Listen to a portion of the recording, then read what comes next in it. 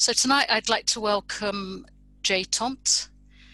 Give a wave, Jay. I think maybe, I'm not sure everybody can see you. And I'd invite you all to, if you haven't already, move to the speaker view so that we can see Jay in the center of the screen. And Jay is the director of the REconomy Centre in Totnes, Devon. He's a major thinker and practitioner in developing the economic and civic power of localities and towns. Jay also teaches economics and perspectives on change at Plymouth University and also at Schumacher College, and has co-founded numerous of what we call citizen action networks that turn local enterprise into the beginnings of a viable fourth sector economy. I've been working alongside Jay as part of the Control Shift network and invited him into our elephant compound in December last year. So welcome, Jay. Over to you, Jay, in fact. Perhaps you'd like to spend or use the next 20 minutes or so just to introduce yourself to us and get to the heart of what it is that you would like us to understand about the opportunity of this moment. Well, okay, I'll do my best. That's quite an introduction, Indra. I don't know if I could live up to that, all of it anyway. Some of it's true. Hello, everyone. I recognize a few of you. Hi, Amanda. Hi, Roxy. Hi, Roz. Hi, Fiona. Hi, Wes. And good to meet all the rest of you. I don't know where to begin. So I guess I'll start by saying I'm down here in Totnes, in Devon, and got involved in the transition town Totnes about 10 years ago and helped to launch the REconomy project. And the REconomy project kind of came out of work that included looking at economic change through the lens of economic relocalization. And so for the last 10 years, working in the REconomy project and related projects and networks, it's been all about sort of developing work in sort of that frame, but not only that frame. I think we get a little bit too caught up in these various brands of new economic thinking and doing. So we've been very pragmatic in terms of learning wherever the learning is to be had. So I come from Silicon Valley and I learned a lot from that experience. And there's a lot to be learned all over the place in solidarity economy, community wealth building, or the anchor institution model that is mildly famous here in Britain because of what happened in Preston. The degrowth movement, and so on and so forth. And so, always we've been looking for opportunities locally anyway, to develop networks, develop relationships, to look for opportunities to kind of occupy that adjacent possibility to either develop new models or somehow transmit know-how. This is how we got involved in Control Shift. We also started doing something that was very control shifty about 5 or 6 years ago, something we called the Devon Convergence, which is aimed at trying to spark a network in this region that could become a movement. I don't think we yet have a new economy movement. We don't have one in this region yet, and we don't have one in this country, I would argue. But we have lots of networks, and lots of positive change happens through networks. And one of the things that happened for us through the Devon Convergence is that we got some people in Torbay excited, and we launched kind of a sister project we call Local Spark Torbay that is aiming to also be a spark for economic relocalization, solidarity economy, and so forth, in a place that is impoverished. It's a typical coastal city with high inequality, very reliant upon tourism, lots of disillusionment and so on. And slowly we're kind of making headway. One of the, just enter a break in any time, but I can keep going. I think. Yeah. So what you're giving us is the in a way the reason that you started and what the context is. But I wonder if we could move to the question of if we're it's understood, isn't it, that we're heading for a depression. We've had the arrest of a lot of economic activity. There's been a huge amount of spending, and we're looking at a depression at the sort of national level. In that context, what do you feel that localism has to offer? Thanks for asking. I was just about to go there myself, because I think our experience in places like Torbay helped to give us the answer. We are headed to economic hard times, for sure. And I think that was probably true even without this pandemic. So this just helps to bring things into focus. And one of the effects that it's having is it's creating an openness for change certainly amongst the people who are in our networks. Because you hear people having the same conversations, when you're out on the street, 6 feet away. Oh, it's so nice not having the traffic. It's so nice to have the clean air and to hear the birds and so on and so forth. So nice to work at home. And that's great if you're sort of in that privileged position to be able to enjoy those things. But it's also kind of scary, especially if you don't have a big bank account or a safety net, and so on. But this whole thing, regardless of where you are on that spectrum, it's either opening you up or it's making crystal clear certain things about the existing system. One of the things that's clear is that it's fragile. One of the things that's clear is that we're overly reliant upon global suppliers for things that we should be able to do ourselves. So we all know that the NHS has been suffering shortages of masks and scrubs and other things. They sent an Air Force jet to Turkey to pick up an order of scrubs. These are things that we could be making here locally. And in fact, in those places where there are fab labs and digital printers, people have been doing that. People have been making, sort of rallying together to make masks and scrubs and things in sort of ad hoc ways. The other thing I think that has become clear to people is that there is plenty of money to do all the things that we need to do, and there always has been.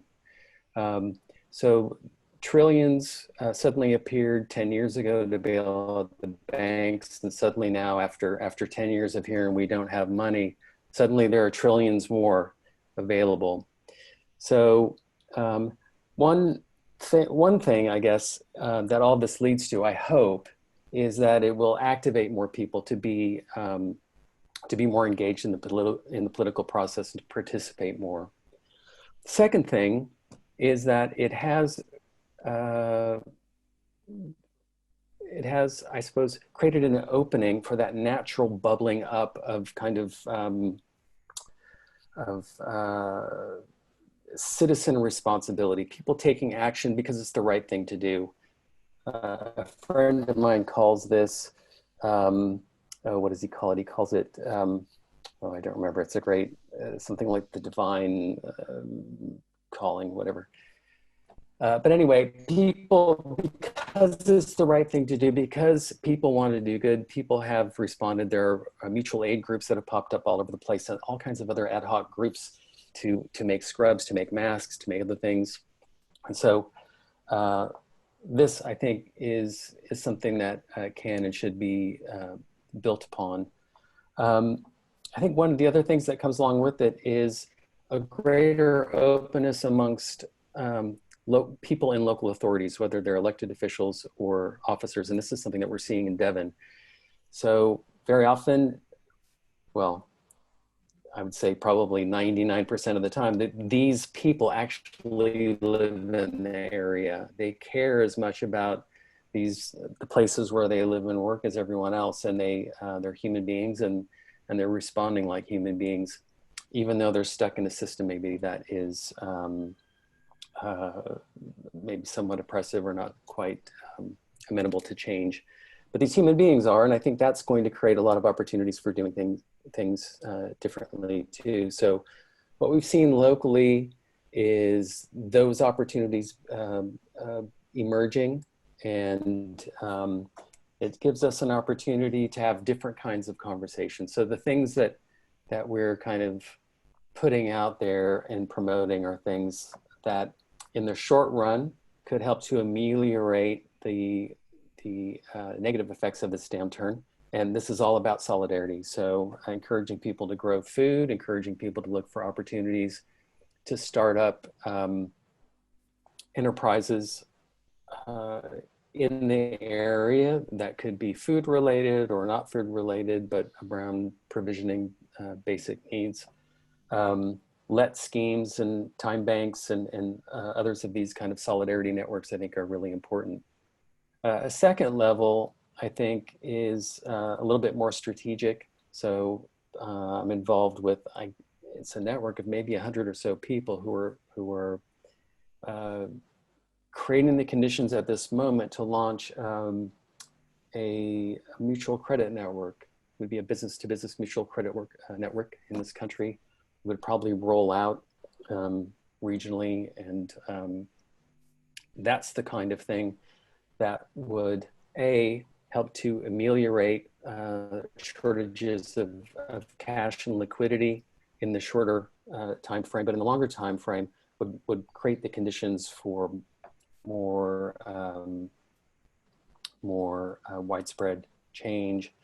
And then the third thing, which is more strategic and requires a bit more campaigning, or at least some opportunistic entrepreneurship, are sort of Green New Deal related proposals. And there are some that I think would be fantastic if we could get the ear of people in national politics. I'm not sure we will, but you know, there was the New Deal.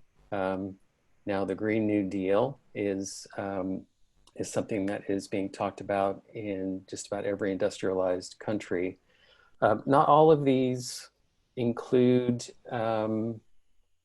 provisions for really supporting a shift toward a more bioregional economic system. I think this is where ultimately we need to go.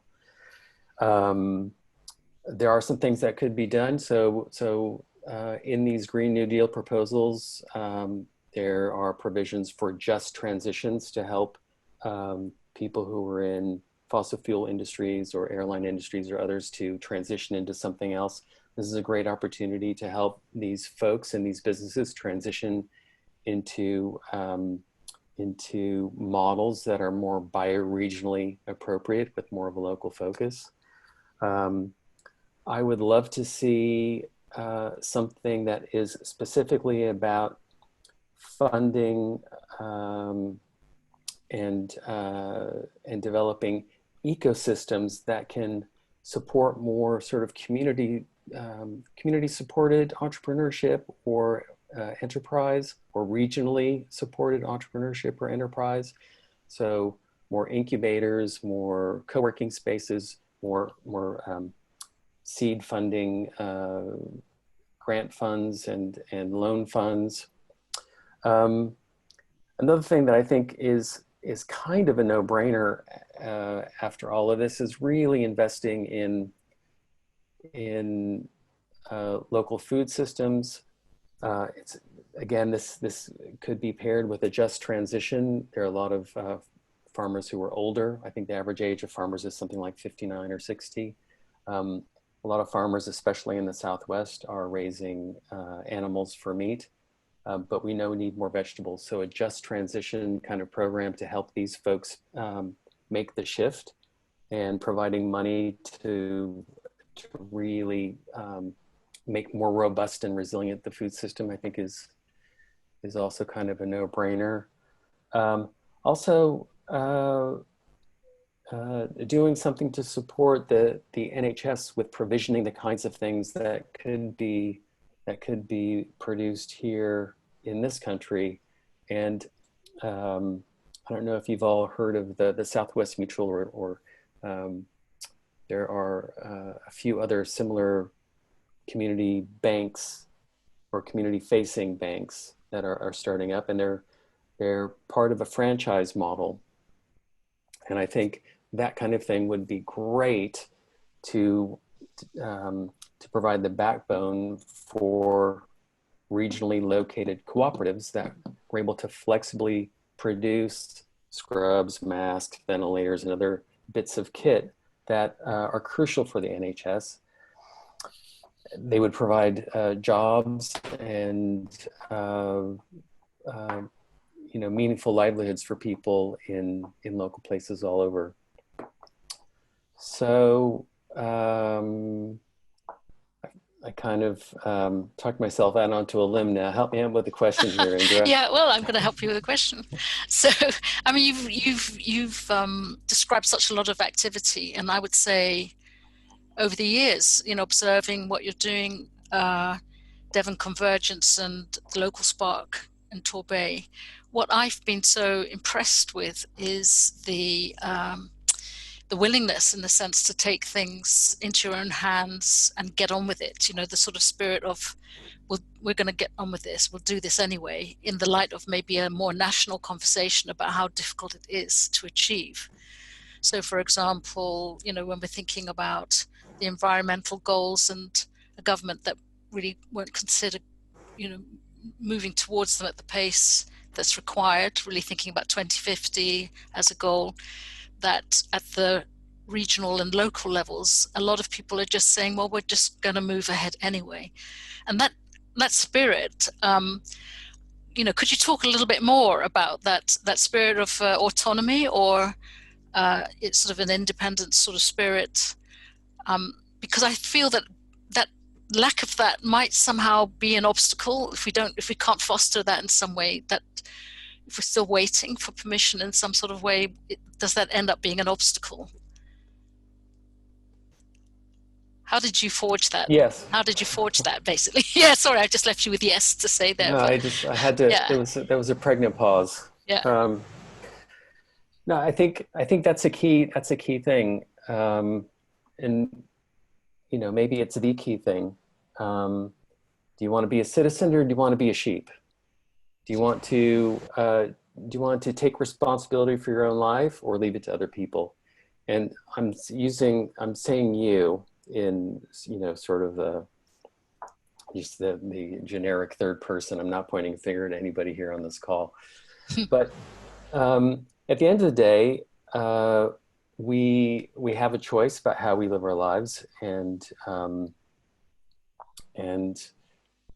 we are ostensibly citizens in a democracy, and it's no use bitching and moaning all the flippin' time on social media, and I think it's important to campaign, but there's a lot of campaigning which is just about getting other people to do something. There's so much that we can do, and so I think what I'm talking about is sort of the new citizen, and the new citizen has agency across a wide range of endeavors, political and economic. So we don't stop being a citizen when we cross the shop floor. We're not only a citizen once every 4 years, we're a citizen every day. And if that means investing in a local company or starting a local company up, that is part of what it means to be a citizen who is actively engaged in the civic life of their own democracy. So this is my starting point anyway. And so what we've all tried to do down here, and what I've tried to do in other work, and I'm not the only one, and my colleagues are not the only ones, is really focus on our own agency and the kind of impact that we can have locally, regionally, internationally. It's in part about being opportunistic, but also it is about being observant for those opportunities to make change, to occupy that adjacent possible, so to speak. And if you have some understanding of complexity theory and how change happens in that context, then you realize the importance of those kinds of acts. And so it's relational. It's about having conversations, and as trivial as those kinds of things sound, they're super important because they create the conditions for innovations to emerge and for innovations to spread. So this is how we've gone about doing things down here. It's created some change. It's not created enough because we need more people who are willing to roll their sleeves up. We have so much work to do. And right now it's about doing it.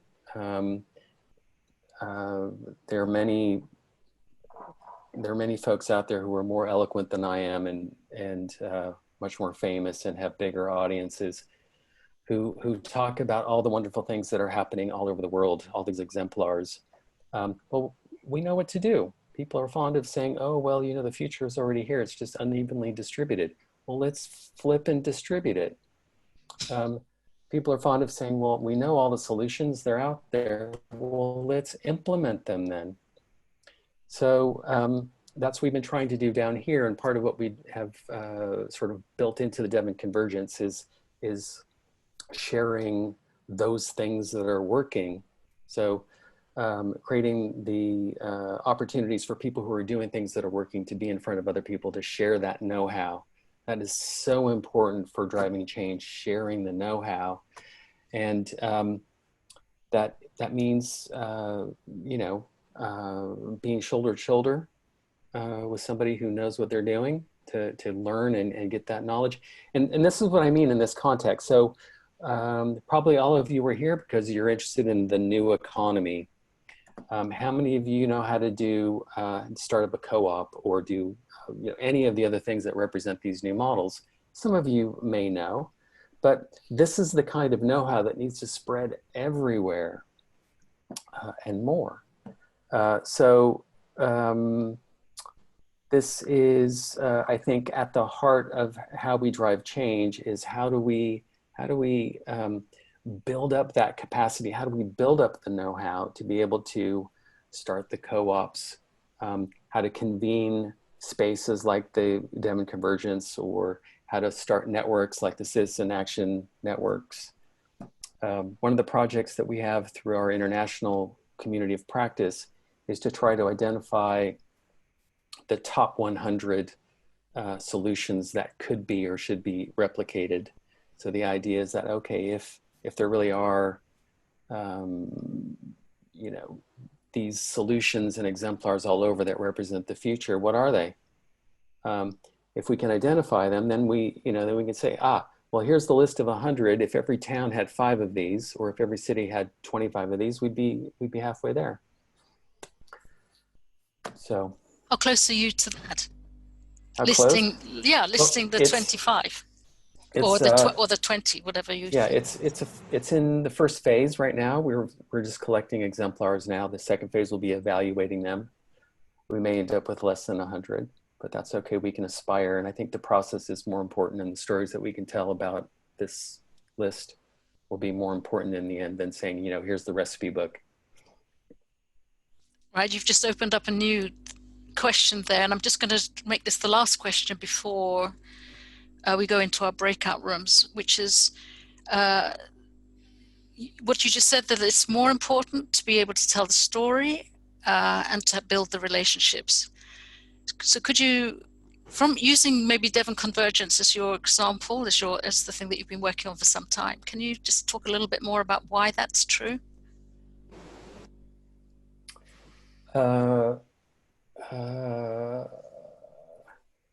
Well, I think because at the end of the day, people have to think for themselves. That's the most important thing, really. of all the most important things that I might have said already, that's the most important thing. Think for yourself. Don't don't try to adopt the models or the reasoning of somebody else, however attractive they might be, however progressive they might be.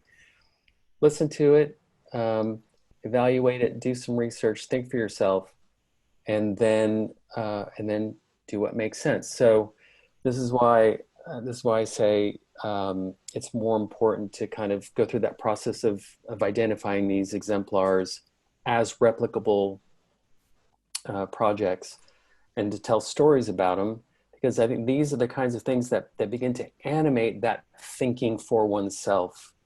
And when you do, you contribute to the network of brains that are trying to advance the change, and you become an active participant in that process yourself. I see so many amazing projects out there, and the ones that are working are the ones where this kind of attitude has taken place. And I've seen failures too, and where I've seen the failures is when people try to follow the recipe book or paint by numbers and be sort of orthodox in following following the rules, asking for permission and all that kind of stuff. Right. So before we go into the breakout rooms, actually, I just thought I'd open the room for 15 minutes of questions. If anybody would like to put a question to Jay now, I would suggest, since there's more of you than we can see just in the gallery, if you could use the raise hand option. Hi. Yeah, Jay, I'm from Los Angeles, Jay, by the way. So fellow Californian.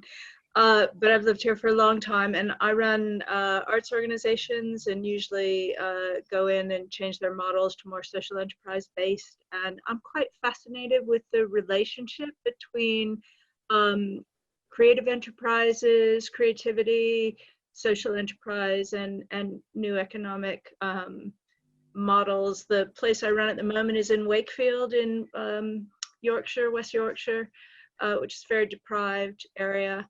And I'm just wondering what your experience with creative enterprises has been in Devon. Have they played an important role in what you're doing down there? Do you think it plays an important role? Yeah, thanks for that question. And yes. Well, because it's it's a little bit tricky. I think down here there has been some really good stuff coming from creative social enterprises of various kinds. In fact, huge positive changes. One of the things that is challenging about social enterprises that don't have sort of a robust business model is that they're always dependent upon grants. And so this creates a bit of a limiting factor. But down here in Torbay, we, £1 million came in as part of a big cultural program. I think it was coming from the Design Council and others. And that was great for the cultural industry down here. Some of the social enterprises that have come out of it or were supported by it have been working for progressive change in one way or another. There's another outfit in Totnes, which has just closed its doors after I think about 15 years, called, what were they called? I can't think of their name, but help me if somebody knows. Ruth Benthoven. Anyway, they were fantastic in supporting other social enterprises and really kind of creating some engagement. So yeah, creative industry is really an important piece of the puzzle.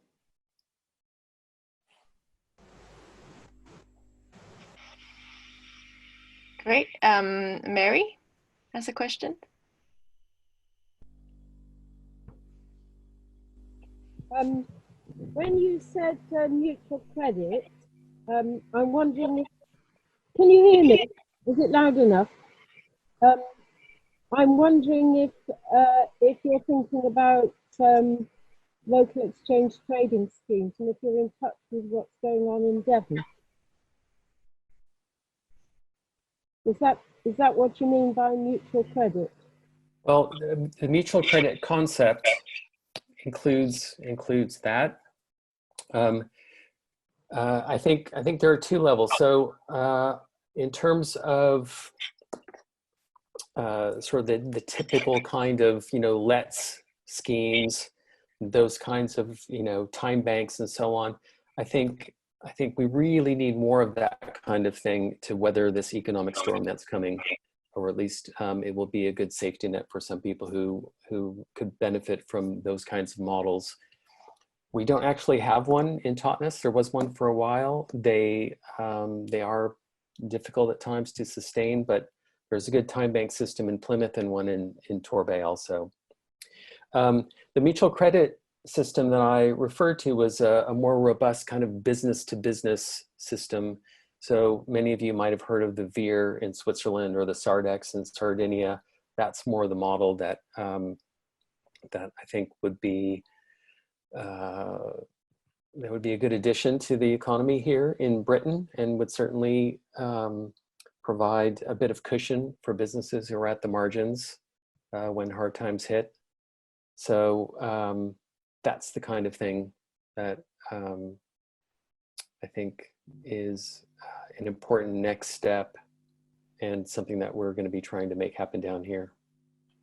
And are you in touch with that sort of model elsewhere in the UK? Like There, Open Credit Network. Are you? this is the group I'm talking about. Okay, good. Yeah. Yeah, I was really excited by what you were talking about, Jay, about that we have a sense of collective minds rather than being too overly uniform, as in kind of following others' blueprint, that we have innovation within what we're doing.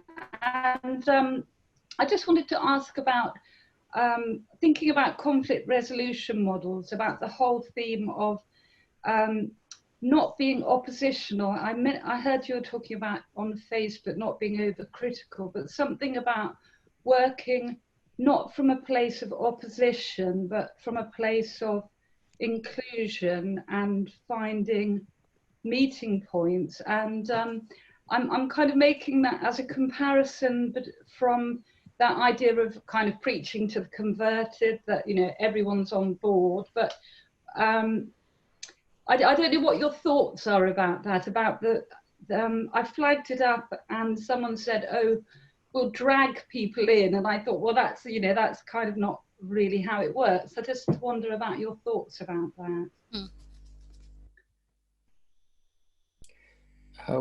Well, if I guess I'm getting a couple of things from your question. Yes, I think it's absolutely the right thing to do to find common ground and to find ways of including people into conversations of various kinds. Too often we do kind of get the usual suspects to meetings like this and other sorts of things. And so the key thing, I think, is having different conversations with different people. And I'm not saying that to be funny, but really that's the key, that's the essence for bridging into new networks. So very often we end up talking to the same people, and it's because we're using the same language, we're on the same mailing list, we're kind of pinging the same sort of people who know everybody else in our networks and so on. So becoming sort of multilingual and curious and adventurous is, I think, how we as connected minds in our networks can begin to spread those things that are worth spreading into different realms, different networks of different people. It's not easy, so we need to either identify ourselves as being a bridge and to play that role of sort of network envoy and diplomat, or identify people who are in our groups who can have those conversations. And so from at a local level, it's funny because we have lots of little networks, and sometimes even the ones where you look at them from outside and you think, well, surely they're talking to each other, but no. There's the food sovereignty people who don't talk to the local energy people. Makes no sense.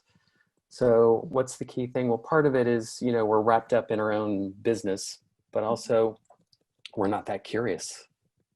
And so if we want to make economic change and political change across a wider, in other words, if we want to be effective, if we're tired of being marginal, then we need to find ways of talking to people who are in the council, which means using a different vocabulary, being a little bit more empathetic, and finding those patches of common ground where we can build a relationship.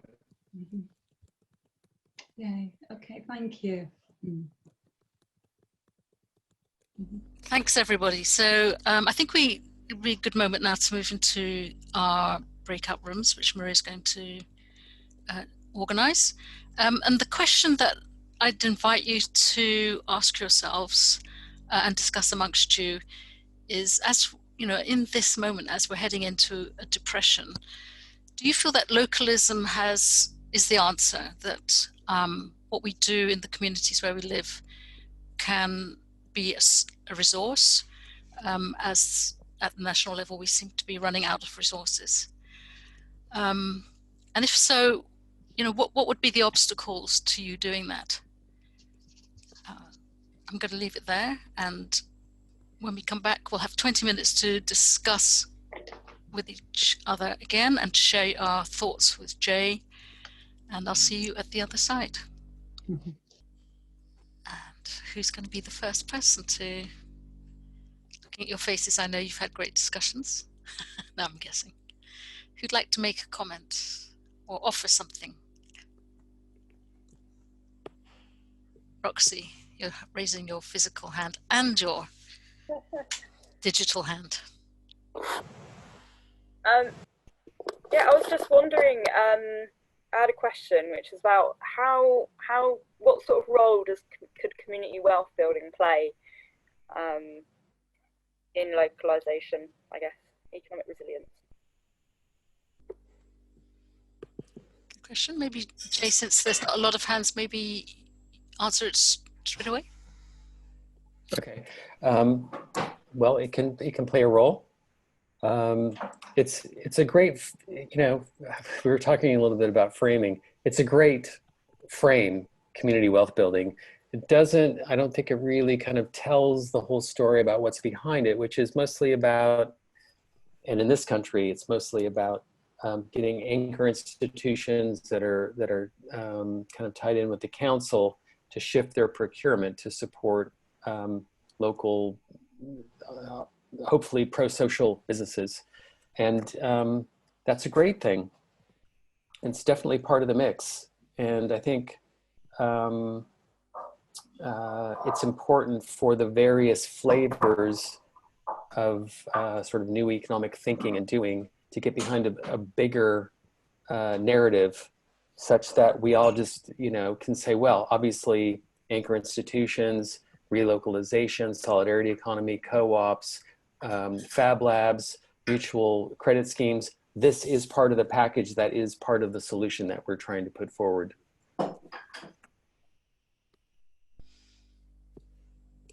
Could you just explain for the few of us who don't know what community wealth might be? Could you just explain it in a few lines? It's like I say, it's a great frame. It comes from the States and from the Democracy Collaborative, who was one of the motivators of a project in Cleveland, Ohio. So Rust Belt City, factories moving, every year to Mexico or China or someplace, and taking those jobs with them. So a greater number of working age men losing their livelihoods. And so they said, well, what can we do? Well, we want to provide jobs, meaningful jobs for these guys somehow, for men and women. And so what can we do? Well, why don't we start up a cooperative, and we'll get the local hospital to become the anchor customer. And they refer to this hospital as being an anchor institution, as being anchored to the place. It's not going anywhere. But also, it kind of works in this other sense too, of being sort of the main customer. So they started that up, and the hospital hired the worker cooperative to do laundry, and then the worker cooperative developed another cooperative to grow greens for the food service and so on. And they could have just said, hey, this is the anchor institution model. But one of the key things is that by shifting procurement to businesses in the local economy, that then increases the local multiplier effect. So the money circulates locally longer, and as it does, it creates more income, more buying power. And so community wealth building is hopefully what happens. Great, thank you. That really helps to imagine it happening in a local area. Fiona, you've got your hand up.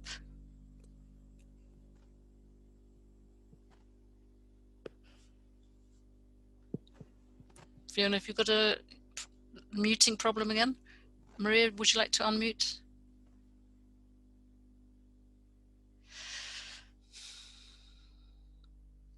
Sorry, I'm not brilliant with tech. I was in a group with Will, Charlie and Graham. I see Charlie had his hand up as well. But we were talking about the issue of, even though there might be databases of resources out there that are available for scaling up sort of knowledge tools, that kind of thing, there can be the issue of, Well was talking about there's a forest of information, and how that can be kind of disempowering, if you like. So then we moved on to the idea of community mentoring, where possibly group mentoring, in fact, so that there were individuals mentoring rather than just putting information out there. I don't know if anyone from my group would like to add to that, but I don't know. I mean, is that partly what's going on anyway with these Zoom groups in effect? What are your thoughts, Jane? Charlie, I think you were wanting to speak. Sorry, go on. Yeah, I just want to jump back one just to the community wealth building, just to say something about what we're trying to do in the north of Ireland on that. And when I sort of struggled with it, because I work for an organisation called Development Trusts, and we're a network of community development trusts. Mm-hmm. And in the narrative around community wealth building, we saw a space that communities, inhabit in terms of public service, in terms of place shaping, in terms of civic engagement, local democracy, participation. And we saw an opportunity. Well, I saw an opportunity in that to locate communities and community voices within that agenda. But what we struggled with in the north of Ireland is in sort of advancing community wealth building here. We found ourselves, if we were to take it to Cleveland and the Preston model and the North Ayrshire model and the Wales model, is actually doing the work for local government. And for me, part of the problem is within local government, you still have the orthodoxy of the dominant thinking around the economy, around place shaping, and that's a challenge in and of itself. But the principles of it, I think, really work in terms of taking public money and thinking how public money can be used to be generative in terms of stimulating economies of local places.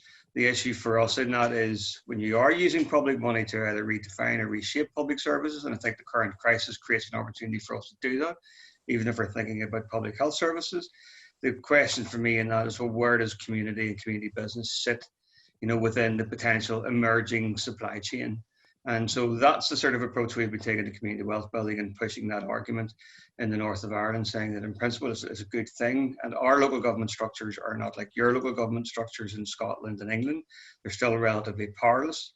But nonetheless, I do think within that there's an opportunity, if we can get the culture within those organisations to recognise the power of community that they keep talking about at the minute, and invest in potentially the emergence of cooperatives, worker cooperatives or community businesses, and that, then we may be beginning to assist organisations in terms of transforming their local places, you know. And yes, I think the Zoom thing, Fiona, is almost like a mentoring session in itself as well.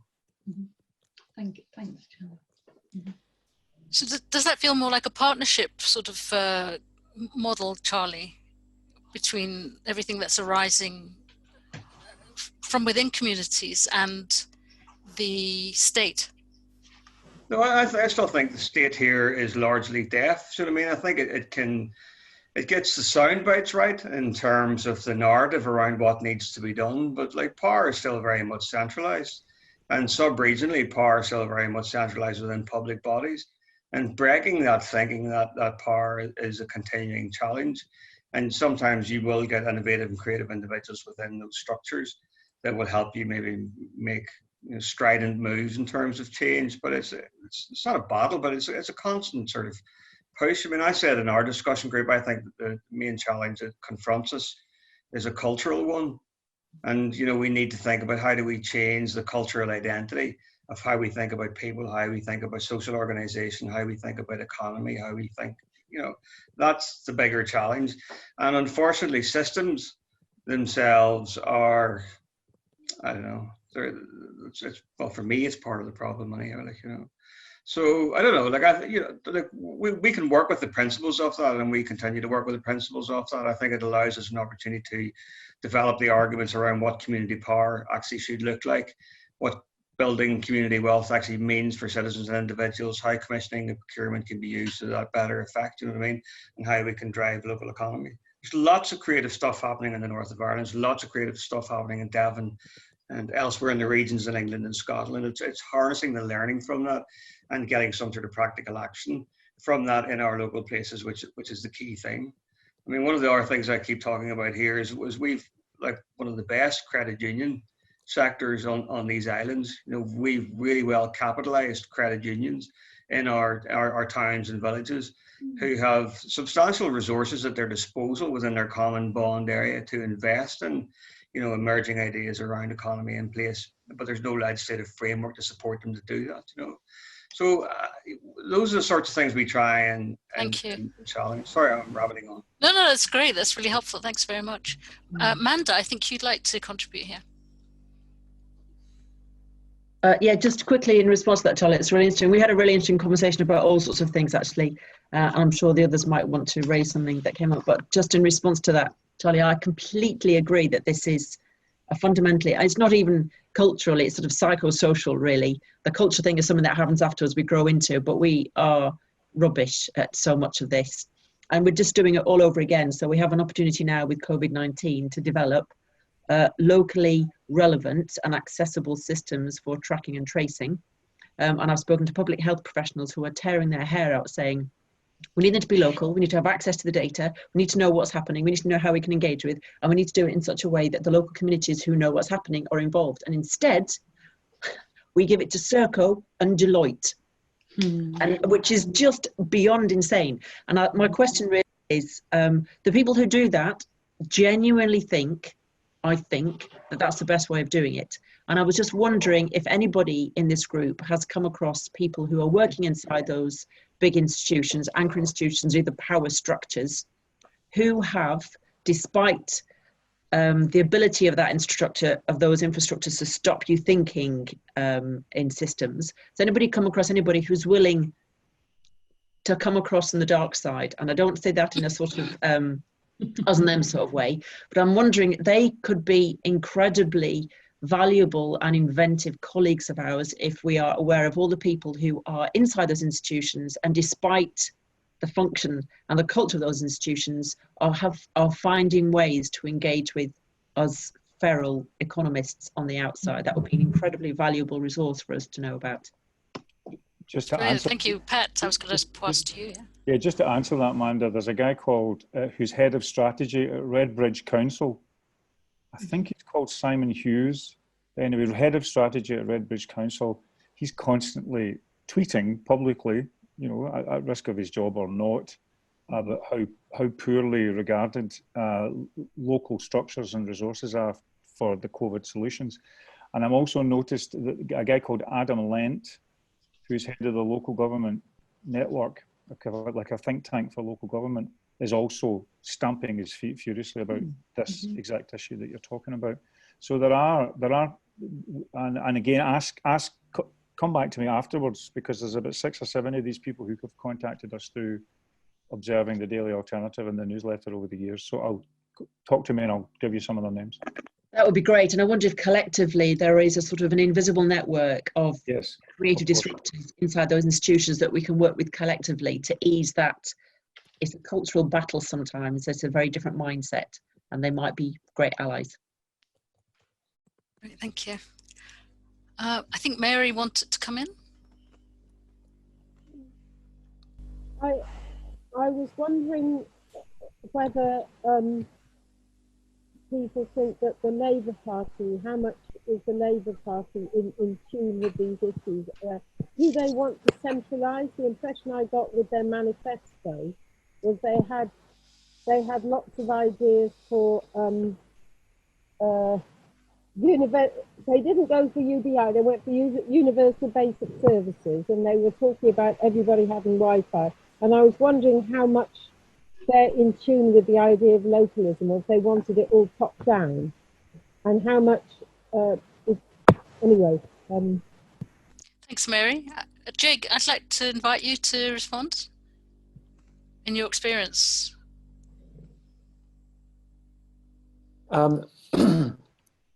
Well, I've enjoyed the comments so far, and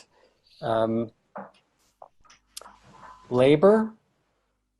Who knows? I think that there are some people within the Labour Party who are kind of switched on to the kinds of things that need to happen. As an organization for social change, I think it is one of a huge range in the field. It's an ecosystem that is full of actors. And unfortunately, I think, in my opinion, our political parties are a little bit archaic and dysfunctional. And especially at the subnational level, but maybe including the national level. So that's that. And I was kind of interested in your question there, Amanda, too, about we. Wondered who you meant by we. So how do we identify these people who are within government that we can then engage to do blah, blah, blah. And I know I'm being a little provocative here, but I think for me, it comes back to if we're interested in making change, then through networks, through meetings like this, and through other kinds of conversations, we find those possibilities that are actionable by us, given our agency and our capabilities. And so to me, that's the more interesting question. How can I get from where I am now to another place? I think all due respect, and I'm only trying to be provocative. I might be full of shit at the end of the day, but I think we put a lot on ourselves to try to understand the abstract arena within which all possible actions may take place. Trying to map the field, trying to understand abstractly who all the actors are or what the key levers are. And the truth is, if you're a systems thinker, we don't really know what the key levers are. So we should make the most of the things that we do know and work accordingly. And I think part of that means, a big part of it means building power locally. And if it's about building power locally, it is coming back to, I think, what you were talking about, Charlie, with regard to culture. It means doing those things in the place that we are, that creates the conditions for that kind of culture change. So creates the conditions for participation and for people to kind of step into their own agency as citizens. And what I've observed here in this region in terms of local politics is how absolutely abysmal the members of local parties are in terms of acting at the local level in any kind of real political sense. Every 4 years, you know, they're out there, you know, doing good work and banging on doors and all that kind of thing. But the kind of politics that we need now is an everyday kind of politics. And we can't, it's not good enough for us to say, oh, well, it's only a few of us who are switched on are going to make change by finding the right people to talk to in the halls of power. We really need to find more ways of activating people on the ground, and not just for, you know, sort of obviously overtly political reasons, but also who's going to start up the next economy? They. So we have to create the conditions for more entrepreneurship, more participation, and more, you know, more doing stuff, in my opinion. Can I come back on that quickly, Jay? Yes. Very briefly, Amanda, because we've run out of time. Okay. The we is very inclusive, and I know there are people inside those institutions that are desperate to work differently, and it's opening the space so that they can participate rather than finding a way to distinguish between us and them. Because I think the we that will create changes is whoever we want it to be. So I would agree, but I have a slightly different nuance. Before Indra speaks and says goodbye to you all, just as the guys involved with some of the tech with AUK, thank you so much. It's nice to have been hung out with a room full of citizens. If you want to join us, become a co-creator, please go to the front of the site at www.thealternative.org.uk. Hit the co-creation button, and you will be come into our garden of democratic wonders. That's me. Thank you, and over to Indra. Thanks very much for your intervention, Pat. It's quite true. I might have forgotten to say that. And just to wind up thank you very much, everyone, for taking part in this. We're having a lot of these Zoom calls, and the feeling is a new one since this COVID crisis. And if we look back from the future at this moment in time as one in which, yes, but many, many, many millions of eyes stand up for the first time to take action, simply because there's no other choice than to move into action of some kind. I think that will be the civilizational change that we're all waiting for. So on that rather grand note, I'd like to thank Jay Tompt again. Jay, thanks very much for making all these connections for us between the self and the community and the impact on the world. And we'll see you all next time. Thank you. Thanks, everybody. Bye. Bye. See you next time. Bye-bye. Thank you.